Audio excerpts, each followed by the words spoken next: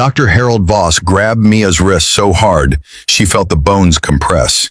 He yanked her arm away from the syringe, twisted it backward and physically shoved her, into the metal supply cart behind her. The crash echoed through the entire trauma bay. Every resident froze.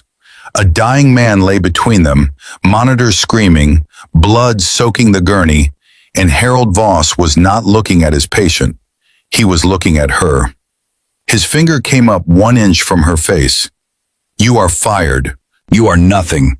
Get her out of my hospital." And nobody in that room moved to stop him. If that made your blood boil, you are not alone. Welcome. And before we go any further, please take just a second to subscribe to this channel and hit that notification bell so you never miss a story. Drop your city in the comments right now. I want to see how far this story travels. Now let's go back to the beginning, because what happened that night at Mercy General Hospital in Northern Virginia is something nobody who was there will ever forget. The night of October 14th started like every other Tuesday night shift at Mercy General. Quiet in that specific way that veteran nurses have learned never to trust. The kind of quiet that sits too still, that breathes too shallow, that feels less like peace and more like the world holding its breath before something breaks. Mia Parker had been a nurse at Mercy General for 2 years and 7 months. She knew the rhythms of this place the way a musician knows a song. Not just the melody, but the spaces between the notes. She knew which hallway lights flickered after midnight, which elevator took an extra 3 seconds to close, which vending machine in the East Wing would give you your chips without taking your dollar. She knew the residents who panicked under pressure, and the attendings who went cold. She knew the patients who cried quietly and the ones who screamed to mask it. What she did not talk about, what she had spent 3 years making sure nobody at Mercy General would ever think to ask about, was who she had been before this place. Before the scrubs, before the soft voice and the clipboard, and the careful way she moved through rooms like she was trying not to take up too much space. Mia Parker, as far as anyone at Mercy General knew, was a rookie. Competent, yes. Diligent, absolutely. But rookie, young, unremarkable. That was the plan. That was the point. She was at the nurses' station on the 3rd floor at 1:34 in the morning when her radio crackled. Trauma incoming, Bay 1, ETA 4 minutes, male, approximately 45, unconscious, blunt force trauma to the head, possible internal bleeding, multiple lacerations, unknown cause, unknown identity, paramedics reporting no ID on the patient. No ID. Mia's pen stopped moving on her clipboard. She did not know why that detail snagged something in her chest. There were lots of reasons a person could have no ID. Homeless, robbery victim, accident. But something about the way the paramedic's voice had paused before saying unknown identity, that half-second hesitation, made her set her clipboard down and start walking toward the elevator. She told herself she was just going to observe. She told herself she was curious, nothing more. She was lying to herself. The ambulance bay doors blew open 3 minutes and 47 seconds later. Mia was standing near the edge of the trauma bay, back against the wall, arms folded the way nurses who are technically off duty but can't stay away tend to stand. She watched the paramedics roll the gurney in hard and fast, calling out vitals the way they'd been trained. Loud, clipped, efficient. But there was something underneath the professionalism, a tightness, an urgency that felt different from the normal urgency of a trauma call. The man on the gurney was big, even unconscious, even with blood matting his hair to one side of his face, even with the oxygen mask pressing down over his nose and mouth. There was something about the way he was built that told you this was not a man who had ever been soft in his life. His hands, hanging loose at his sides, were the hands of someone who had spent decades doing things with them that required absolute precision and absolute force. His jaw, even slack with unconsciousness, looked like it had been set in granite. Dr. Harold Voss swept into the trauma bay with the energy of a man who believed that his entrance into any room was a gift to everyone present. He was 53 years old, silver-haired, with a specific kind of confidence that comes not from competence alone, but from years of never being challenged by anyone who outranked him. He was a good doctor. Mia had watched him work, and she knew he was technically skilled. But Harold Voss was also a man who had confused respect with fear so long ago that he no longer remembered there was a difference. "What have we got?" he said, snapping on gloves. The paramedics gave their report. Voss began his assessment. The residents fell into position around the gurney like satellites orbiting a planet. Mia stayed at the edge, watching. She watched the vitals on the monitor. She watched the rhythm of the man's breathing, shallow, irregular, the kind of pattern that whispered about increased intracranial pressure to anyone who had seen it before in the field. She watched the angle of Voss's hands as he began his neurocheck, and something in her stomach tightened. And then the man's head turned, just slightly, just 2 or 3 degrees to the right, and Mia saw it. It was small, half the size of a postage stamp, tucked just behind his left ear, partially hidden by his hairline. A tattoo. Not decorative, not personal, military. Specifically, and Mia would have known this tattoo in total darkness, would have known it from the shape and placement alone. It was the insignia of SEAL Team 6, Naval Special Warfare Development Group, DevGRU, the most elite special operations unit in the United States military. Her breath left her body. She had not seen that tattoo in 3 years. She had told herself, actively, deliberately, every single day for 3 years, that she would never see it again. That world was gone. That Mia Parker was gone. She took one step forward without meaning to. Across the gurney, one of the junior residents, a second year named Trevor Chen, who was genuinely trying his best, was preparing a syringe. Mia's eyes went to it. She recognized the medication. She read the dosage on the label from 6 feet away, and every nerve in her body fired at once. It was wrong. Not wrong in the way of a small miscalculation. Wrong in the way of a potentially fatal error, specifically for a patient presenting with the neurological profile this man was showing. With possible intracranial pressure, with this heart rate, with this specific combination of symptoms, that drug at that dosage could drop his blood pressure to a level from which he would not recover. She moved. She did not think about protocol. She did not think about her position, her rank, her carefully constructed ordinary life. The 2 years and 7 months she had spent becoming invisible. She thought about the tattoo behind his ear, and the syringe in Trevor Chen's hand, in the 5 seconds between now and irreversible. She crossed the trauma bay in 3 steps, and she caught Trevor's wrist before the needle reached skin. "Don't," she said. Her voice was quiet, completely calm. The kind of calm that doesn't come from relaxation, but from training so deep it has become instinct. That dosage with his neuropresentation will crash his pressure. He'll code within 8 minutes. The trauma bay went silent the way rooms go silent when something unexpected happens. Not gradually, not politely, but all at once, like a switch being thrown. Trevor Chen stared at her. His mouth opened and closed. Dr. Harold Voss looked up from his assessment. He looked at Mia. He looked at her hand on Trevor's wrist. And Mia watched his face move through surprise and into something else entirely.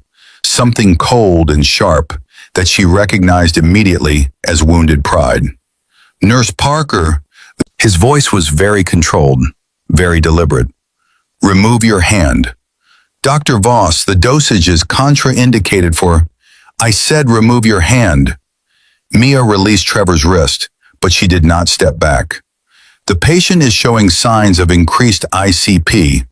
That medication at that dose will cause rapid vasodilation, and he doesn't have the pressure to compensate. You need to—" "Do you have a medical degree?"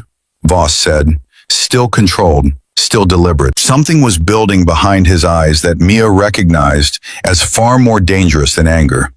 It was humiliation looking for a target. No, but do you have a license to practice medicine in the state of Virginia? No, but I have. Then your opinion, Voss took a single step toward her, and his voice dropped in a way that was somehow louder than shouting would have been, is irrelevant. In this bay, in this hospital, at this moment, he turned to look at the rest of the room, at the residents, at the nurses, at every single person watching, and he said it for all of them to hear. You are a nurse, a junior nurse. You were not called to this bay. You were not assigned to this case, and you just physically interfered with a physician's treatment. Get out. Mia did not move. Dr. Voss, I am asking you to please reconsider the dosage. Just look at his security. Voss's voice cracked like a whip. He turned away from her completely, dismissing her with the physical act of turning his back. A gesture that said more than any words could. I want this woman removed from this bay immediately. Dr. Voss. This was Janet Hale, the charge nurse, stepping forward, her face caught between professionalism and something that looked a lot like guilt. Maybe we should just... Janet. Voss's eyes moved to her with the precision of a scalpel. Unless you'd like to join her, I suggest you step back. Janet stepped back. 2 security guards appeared at the door. Big men, both of them. They looked at Mia, and she looked at them, and for one long moment, nobody moved. Mia's eyes went back to the man on the gurney, to his face, still in gray beneath the oxygen mask, to the hands still resting at his side, and to the small tattoo behind his ear that nobody else in this room had seen or recognized or understood. She thought about what that tattoo meant, who it meant he was, and she stepped back, not because Harold Voss had told her to, not because of the security guards. She stepped back because she knew that causing a scene right now, fighting, arguing, escalating, would cost more seconds than she had. She needed to think. She needed to get out of this room and think. She walked out of the trauma bay without looking at anyone. In the hallway, she stood against the wall and pressed both hands flat against the cool painted concrete and breathed. Around vitals she had memorized in 3 seconds of observation, cross-referenced against treatment protocols she had not had cause to use in 3 years, stacked against the specific pharmacology of the medication Trevor Chen had been preparing, mapped against the physiological profile of a man presenting with exactly the symptoms she had seen. She gave him 22 minutes, maybe 25 if his constitution was exceptional, and everything about his physical presentation suggested it was. 25 minutes before that medication turned a critical condition into a fatal one. She was still running numbers when Janet Hale pushed through the trauma bay door and stood in the hallway looking at her. Janet was 61 years old and had been a nurse for 35 of them. She had a face that had learned, over 3 decades, to show nothing in the moment and everything later, in private. Right now, her face was showing something. He's going ahead with it, Janet said quietly. I know. Mia, Janet took a step closer. Her voice dropped further. You know I can't back you on this. He's the attending. I know, Janet. What you did in there, I know what I did. Mia turned to look at her, and Janet, who had been a nurse for 35 years and had seen more varieties of human expression than most people encounter in 10 lifetimes, went very slightly still. Because the person looking back at her from Mia Parker's face was not the quiet, careful, unremarkable junior nurse she had worked with for 2 years and 7 months. The eyes were the same color, the face was the same face, but whoever was behind those eyes right now had not been born in a hospital or trained in a nursing program. Janet, I need you to do something for me. Mia, I need you to pull his intake file and look at his right forearm. There's going to be a scar pattern on the inside of his forearm, a series of 3 parallel scars, approximately 2 centimeters apart. If you see that pattern, I need you to call it in as a possible combatant identification and request military verification before any further treatment. Janet stared at her. That is completely outside protocol. I know. That could get me fired. Yes. Why would I do that? Because if I'm right about who he is, Mia said, and that medication goes in, and he dies, then in about 6 hours this hospital is going to be surrounded by people who are going to want to know why nobody flagged the identification markers of a decorated United States military officer. And you want to be the person who tried to flag it, not the person who didn't. Janet looked at her for a long moment. Who are you? She said, not rhetorically, with genuine, careful uncertainty, as though she were asking a question whose answer she was no longer sure she wanted. Mia said nothing. She turned and walked down the hallway. She made it as far as a nurse's locker room before Dr. Voss appeared behind her. She heard him before she saw him. The specific cadence of footsteps moving fast, with the specific energy of someone who has waited just long enough for an audience to dissipate before delivering a final verdict.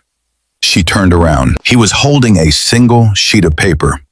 He held it the way people hold things when they want the object itself to communicate power, at arm's length, slightly extended, the way you might hold evidence. Nurse Parker. His voice was smooth now.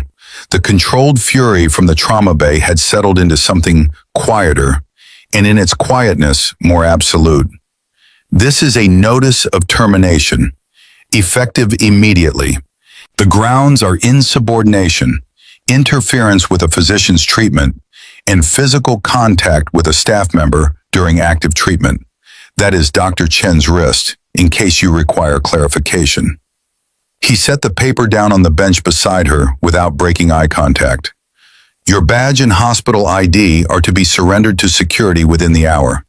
Your personal effects will be boxed and available at the main desk by 8 a.m. You are not to return to any clinical area of this building. Mia looked at the paper. She looked at his face. In the 2 years and 7 months she had worked at this hospital, she had worked hard at being forgettable. She had worked hard at being the kind of person whose eyes slide past. Someone present but unremarkable, competent but quiet. Someone who could stand in a room and leave it without changing the temperature. She had been very good at it. She looked at Harold Voss's face, and something in her was very tired all of a sudden. Not scared, not shamed, just tired. Dr. Voss, she said, and her voice was perfectly even. In approximately 20 minutes, the patient in Trauma Bay 1 is going to experience a cardiovascular event secondary to the medication currently being administered. When that happens, the people who come looking for answers are going to find a lot of them. I hope you like your answers. She picked up her jacket from her locker. She did not pick up the termination notice. She walked out. The hallway was almost empty at this hour. One orderly with a cart moving slowly at the far end. The overhead lights doing their quiet, institutional fluorescent buzz. Mia walked past the elevator, past the supply closet,